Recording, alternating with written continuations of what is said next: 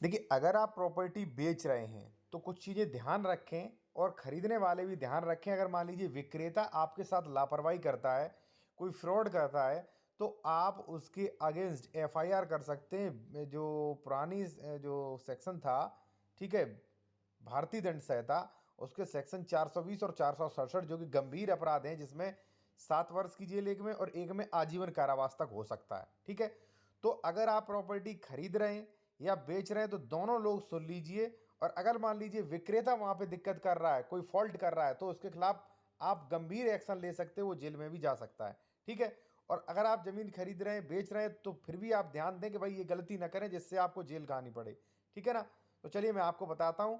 सबसे पहले साथियों, मैं आपको बता दूं कि प्रॉपर्टी ट्रांसफर एक्ट सेक्शन 3 के अनुसार जो प्रॉपर्टी खरीद रहे हैं उसकी जांच पड़ताल कर लेना आपका कर्तव्य है, जो खरीद रहे हैं उनका। ठीक है, तो जांच पड़ताल करें। जैसे मान लीजिए डबल रजिस्ट्री है, अंश से अधिक विक्रय है, कोई स्टे तो नहीं, जमीन सरकारी तो नहीं, कोई लोन तो नहीं, कोई पहले रजिस्ट्री तो नहीं कर चुका है, ये सारी चीज़ें चेक करें आप। ठीक है, और देखिए, अगर आप कोई कानूनी सलाह लेना चाह रहे हैं या कहीं जमीन खरीद रहे हैं उसका डॉक्यूमेंट्स वेरिफिकेशन करवाना चाहते हैं, ये सारी चीज़ें डबल रजिस्ट्री, अंश से अधिक विक्रय 14380, तो मेरे द्वारा भी आप बेहतर तरीके से करवा सकते हैं। कॉन्टैक्ट नंबर वीडियो के डिस्क्रिप्शन में मिल जाएगा। फर्स्ट है साथियों कि जो बंदा जमीन बेच रहा है उसे ये सुनिश्चित कर लेना चाहिए कि अपने जीवन काल में उसने इस जमीन की रजिस्ट्री, वसीयत, दान पत्र किसी और को तो नहीं कर रखा है।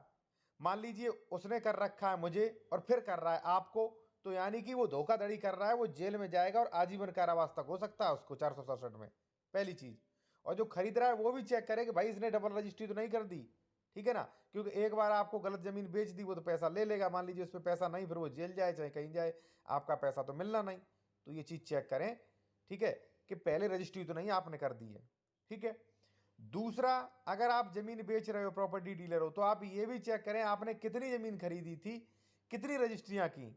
आपने अधिक रजिस्ट्रियां तो नहीं कर दी। पता चले 1200 वर्ग मीटर जमीन खरीदी थी, 1300 की रजिस्ट्रियां कर दी, तो 100 मीटर की आपने धोखाधड़ी की है, तो 420 भी लगेगी आप पे, 467 भी लगेगी, आप जेल जाओगे, जमानत भी नहीं मिलेगी, संज्ञेय अपराध है ये। ठीक है, तो ये चीज का भी ध्यान रखें, जो खरीद रहा है वो, जो बेच रहा है वो। ठीक है ना। तीसरा है, गलत जमीन या दूसरी जमीन ना बेचें। कई लोग धोखाधड़ी क्या कर रहे हैं, बताया 678 और पोजीशन दिला दिया उन्होंने 669 में जाके। तो ये चीज से भी बचें, ये भी धोखाधड़ी है, जेल हो जाएगी भाई। और जो खरीद रहे हैं वो भी इन चीजों से सावधान रहे, नक्शा वगैरह देख के खरीदें जमीन। चौथा, जो जमीन बेच रहा है उससे मैं कहूंगा कि भाई आप अपने सारे पैसे लेकर ही रजिस्ट्री करवाएं। ठीक है, सारे पैसे लेने के बाद ही आप रजिस्ट्री ऑफिस में सिग्नेचर करें और आप अपने जो भी स्टेटमेंट है वो रजिस्ट्रार के सामने तभी दें जब पूरा पैसा आ जाए। पूरा पैसा नहीं गया फिर दिक्कत होगी, फिर आप दाखिल खारिज पे आपत्ति लगाएंगे, ये चीजें करेंगे। तो इन चीजों का भी ध्यान दें। ठीक है साथियों, लास्ट वाला है कि विक्रेता को अपनी जमीन के सारे पैसे रजिस्ट्री से पहले लेने चाहिए, मैंने आपको बता दिया। और पैसे लेकर जमीन पर कब्जा दिलाना चाहिए। भाई देखिए, आप जमीन बेच रहे हो, ठीक है, तो आप ये सुनिश्चित करें कि जैसे ही आपने रजिस्ट्री कराई उससे कहें भाई अपना कब्जा और कर लो अभी। ठीक है, बाद में पता नहीं क्या हो फिर आपको परेशान करे, तो उसका बाउंड्री वगैरह करा के कब्जा दिला दीजिए, आपका झंझट खत्म। ठीक है, कब्जा नहीं दिलाया तब तक आपकी जिम्मेदारी है, वो आपको ही परेशान करेगा, आप पे ही पुलिस केस करेगा। ठीक है, और जो लोग जमीन खरीद रहे हैं मैं उनसे कहूंगा कि रजिस्ट्री के तुरंत बाद आप पोजेशन लीजिए उस पर। पोजेशन नहीं लोगे, शिकायत धारक हुए कहीं, तो दिक्कत आएगी उसमें भाई। कई दिक्कतें आ भी रही हैं भाई, इसलिए मैं आपसे कह रहा हूं। और बाकी कोई कंसल्टेशन, लीगल एडवाइस, कानूनी सलाह लेना आपको, या कहीं जमीन खरीद रहे डॉक्यूमेंट्स बेहतर तरीके से आपको चेक करवाने विशेषज्ञ द्वारा। ठीक है, कोई धोखाधड़ी तो नहीं है, डबल रजिस्ट्री, अंश से अधिक विक्रय, सरकारी जमीन तो नहीं, कोई केस तो नहीं चल रहा, ये सारी चीज़ें आप चेक भी करवा सकते हैं। ठीक है ना, कॉन्टैक्ट नंबर हमारा वीडियो के डिस्क्रिप्शन में मिल जाएगा साथियों।